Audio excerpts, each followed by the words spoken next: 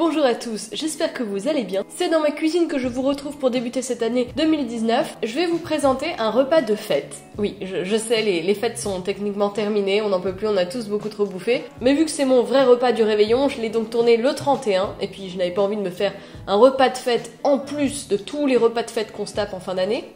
Donc ces idées pourront potentiellement vous servir pour un prochain anniversaire, la Saint-Valentin si vous la fêtez, pour faire plaisir à vos parents, à votre famille, à votre ami, je ne sais pas, qui vous voulez. Donc j'ai proposé cette année de préparer un repas 100% végétalien à mon copain qui, si vous me suivez sur Instagram, vous connaissez les stories du contraste. J'aime beaucoup filmer ce qui se prépare, qui est souvent la barbaque bien grasse, avec à côté ce que je me fais qui est souvent assez coloré, assez végétal. Je ne suis pas végétalienne mais je mange principalement végétalien à la maison. Et j'ai découvert cette année beaucoup d'alternatives, beaucoup de saveurs en fréquentant pas mal d'amis véganes autour de moi et en me renseignant sur le sujet, et je savais à peu près ce qui pourrait convenir à quelqu'un qui aime bien les plats assez traditionnels français, un peu style ragoût, les trucs en sauce, les machins comme ça. La pomme de terre quand même un incontournable, voilà, un dessert au chocolat. J'ai donc préparé en entrée tout simplement un houmous, mais j'en ai fait un à la betterave histoire d'avoir une petite variété quand même de goût. Je me suis servi des pois chiches parce que je voulais absolument faire un dessert avec l'aquafaba, donc l'eau de cuisson des pois chiches qu'on peut monter en neige, et il y avait énormément de recettes dans le livre du même nom, Aquafaba,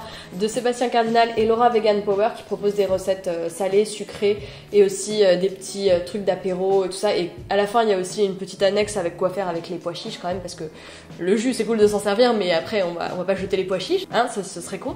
Donc super livre que je vous recommande chaudement. En plat principal, j'ai préparé un petit parmentier de 7 ans, donc avec un écrasé de pommes de terre à l'huile de truffe et un 7 ans qui est cuisiné avec une sauce au vin rouge, des échalotes, des oignons, des carottes pour faire vraiment une sauce assez nappante et que ça rappelle vraiment la cuisine un peu traditionnelle française. J'ai sobrement accompagné le parmentier de petits haricots verts et de petites girolles.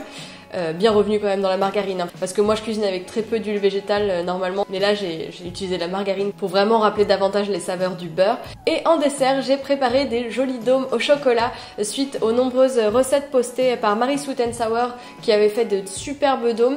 Donc j'ai un petit peu refait à ma sauce parce que la mousse au chocolat que j'ai mis à l'intérieur c'est celle du livre Aquafaba, et pour les socles je l'ai fait à base de petits, vous savez, cornflakes nature que j'ai pris en vrac chez Bio C'est Bon, et donc sans sucre ni rien. Et en fait finalement je voulais mélanger du chocolat, de la pâte à tartiner et ces petits pétales de cornflakes, et finalement en fait c'est des roses des sables tout simplement que j'ai fait, mais en petites galettes, et c'était absolument délicieux. Il a adoré, il a tout mangé, il en a même remangé le lendemain parce qu'il restait du 7 ans et tout, et je suis super contente parce que je peux vous dire qu'il est très très difficile. Donc si lui il a kiffé, vous pourrez le faire tester à tous vos amis ou vos parents ou votre famille qui sont très réfractaires à l'alimentation végétale, et avec ça vous pourrez vraiment leur faire un petit peu réviser leur avis. Je vous dis pas les faire devenir végétaliens, hein, bon, c'est pas non plus voilà, c'est pas mon but ultime, mais en tout cas ouvrir un petit peu les esprits et varier les saveurs dans l'assiette. Je vous laisse avec la recette, je vous souhaite un très bon visionnage, à bientôt. Tout d'abord, la veille j'ai fait tremper mes pois chiches dans de l'eau toute la nuit, et le lendemain je les ai fait cuire pendant 90 minutes pour récupérer donc mes pois chiches et avoir l'aquafaba à dispo pour faire mes petites mousses au chocolat.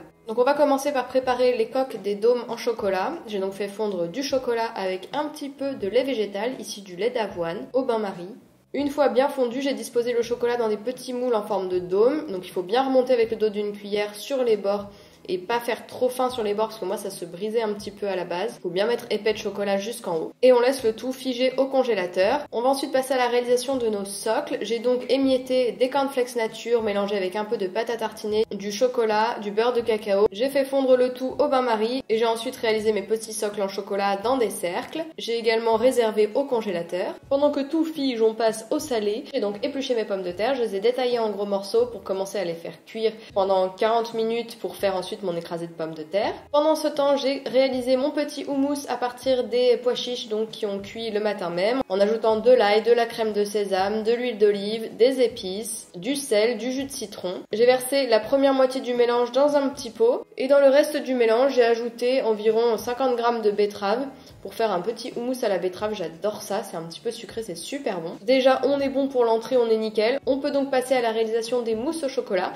J'ai donc à nouveau fait fondre du chocolat noir au bain-marie. J'ai râpé pour la première fois une demi-fève tonka dedans et c'est super bon, j'avais jamais ajouté ça dans mes mousses au chocolat. Donc merci Laura Vegan Power pour cette astuce dans ton livre Aquafaba. Ça a vraiment un petit goût un peu d'amande amère, de tabac, de vanille un petit peu aussi, j'ai adoré ça. Une fois que le chocolat est à moitié fondu, on le sort pour qu'il continue à fondre un petit peu à température ambiante et pour qu'il commence un petit peu à refroidir. Pendant que le chocolat continue de fondre à température ambiante, nous allons faire la magie avec l'Aquafaba. Comme vous pouvez le constater, ça monte hyper bien en neige, c'est vraiment incroyable. Donc moi j'ai monté environ 5 minutes les blancs en neige, alors que dans le livre il conseillait presque 10 minutes, mais je pense que j'avais une Aquafaba vraiment bien dense. Donc il faut ajouter un petit peu de sucre glace dans l'Aquafaba en même temps. Regardez comme elle est super dense. On aurait dit presque de la pâte de chamallow, en fait c'était ultra bon. Ensuite, j'ai pas les images, mais je vous conseille d'ajouter un petit peu d'Aquafaba dans votre chocolat pour détendre un peu le chocolat et en faire une sorte de ganache et de bien remuer. Et ensuite d'ajouter au fur et à mesure l'Aquafaba et là de remuer un peu plus rapidement mais sans casser les blancs, donc vraiment en prenant par dessous comme avec des vrais blancs en neige, en étant assez délicat mais en traînant pas trop quand même. J'ai ensuite disposé ma mousse au chocolat dans mes petits dômes en ajoutant une cuillère de pâte à tartiner au milieu. J'ai ensuite à nouveau recouvert de mousse au chocolat et j'ai placé à nouveau au congélateur. Sans transition, on peut commencer le vif du sujet, le plat. On coupe une échalote, un oignon qu'on fait revenir dans un peu de margarine. C'est parti pour le 7 ans, donc moi j'ai pris le Gourmet Grill de Lima qui est vraiment le meilleur 7 ans, qui est un petit peu cher mais du coup pour les fêtes il fallait que je prenne celui-ci. Il est ultra bon, il a un goût un peu de pain doré quoi, c'est vraiment délicieux. Je l'ai d'abord détaillé en petites tranches avant de plus le déchiqueter pour faire un peu comme une viande, regardez comme ça ressemble à de la viande, c'est assez bluffant. Je l'ai ensuite un peu saisi à la poêle avec mon oignon et mon échalote avec la margarine. J'ai ajouté une carotte, histoire de rajouter un petit peu de verdure et un petit peu de croquant au milieu de ce parmentier. J'ai pris mon meilleur vin rouge, non c'est faux, j'en ai ajouté, j'ai même pas compté combien j'en ai mis, en gros on peut en mettre 400 ml je crois mais j'en ai mis moins. Et recourir avec un petit peu d'eau. Pour plus de saveur et de parfum, ajouter un bouquet garni et laisser mijoter pendant une quarantaine de minutes à feu doux pour bien libérer les saveurs. Donc évidemment, vous pouvez saler, poivrer, ajouter un petit peu des trucs à votre marinade. Vers la fin de la cuisson, j'ai rajouté une cuillère à soupe de miso. J'avais vu cette astuce dans la sauce au vin de la petite Okara. Je vous mettrai le lien dans la barre d'infos et c'était vraiment top. Vous pouvez ensuite procéder à l'écrasage de la purée pour faire voilà, votre écrasé de pommes de terre en rajoutant un petit peu d'huile d'olive à la truffe. Moi j'ai choisi à la truffe pour que ça fasse un petit peu plus festif. Pour accompagner le parmentier, j'ai fait cuire mes petits haricots avec un petit peu de girolles. C'est toujours sympa en accompagnement les girolles, hein, pour les fêtes aussi. Vous n'avez plus qu'à monter vos petits parmentiers, donc dans les cercles encore une fois, une petite dose d'écrasé de pommes de terre, le étant au milieu et à nouveau l'écrasé de pommes de terre sur le dessus. J'ai saupoudré d'un petit peu de chapelure, mais également un petit peu de parmesan végétal. Je vous mettrai la marque que j'ai utilisée dans la barre d'infos et une recette également. Et j'ai rajouté des petits oignons frits. J'ai placé les parmentiers quelques minutes sous le grill du four et puis j'ai servi avec un petit peu de ciboulette ciselée dessus. Pour le dessert, il y a juste une étape que j'ai oublié de vous filmer. Une fois que la mousse était figée au congélateur, j'ai rajouté une couche de la coque en chocolat mais sur le dessous pour vraiment fermer le dôme entièrement et que ce soit démoulable plus facilement avant de les déposer sur leur petit socle en cornflakes. Je suis vraiment ravie, on a tous les deux dévoré nos plats, il a adoré. Lui qui est pas hyper curieux sur la cuisine un peu végétale etc. Il s'est vraiment régalé et mine de rien moi aussi parce que bon, même si je mange végétalien à la maison, je ne mange pas ça tous les jours, vous vous en doutez, je mange des trucs quand même un petit peu plus légers. Voilà, ce n'est pas mon quotidien, l'huile d'olive à la truffe, les girolles, tout ça, non, ce n'est pas moi. J'ai des plaisirs bien plus simples, vous savez. Mais regardez-moi ça, la kiffance! C'était trop bon. Je suis contente parce qu'il m'en reste encore 2 petits dômes. Je vais pouvoir me les bouffer en souvenir de ce petit repas.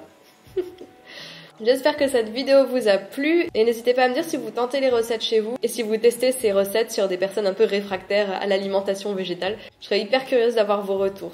Je vous embrasse, je vous dis à très vite, salut!